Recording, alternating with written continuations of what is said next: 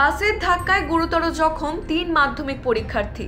ঘটনাটি ঘটেছে বৃহস্পতিবার সকাল 8:45 নাগাদ বলরামপুর বাঘমুন্ডি রাজ্য সড়কের কাশবহাল এলাকায়।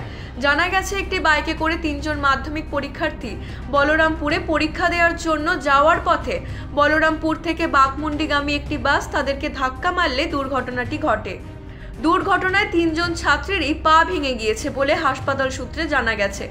জখম 3 পরীক্ষার্থীর নাম জয়দেব গোপ, প্রদীপ তন্তুবাই এবং সমীর গোপ, যাদের পরীক্ষা কেন্দ্র ছিল বলরামপুর শহরের ফুলচাঁদ উচ্চ মাধ্যমিক বিদ্যালয় এবং লীলামতি উচ্চ মাধ্যমিক বালিকা বিদ্যালয়।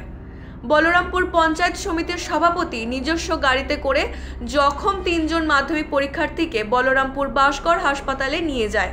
খবর পেয়ে হাসপাতালে ছুটে যায় বলরামপুর থানার ওসি কৌশিক ব্যানার্জি। মাধ্যমিক পরীক্ষা 2024 বলরামপুরের 5টি পরীক্ষা কেন্দ্রের এক্সামিনেশন ওসি বিশ্বরূপ হালদার, পুরুলিয়া জেলা পরিষদের সদস্য গৌতম মাহাতো। প্রাথমিক চিকিৎসার পর 9:30 নাগাদ 3 জনকেই উন্নত চিকিৎসার জন্য জামশেদপুরের একটি বেসরকারি হাসপাতালে পাঠানো হয়েছে।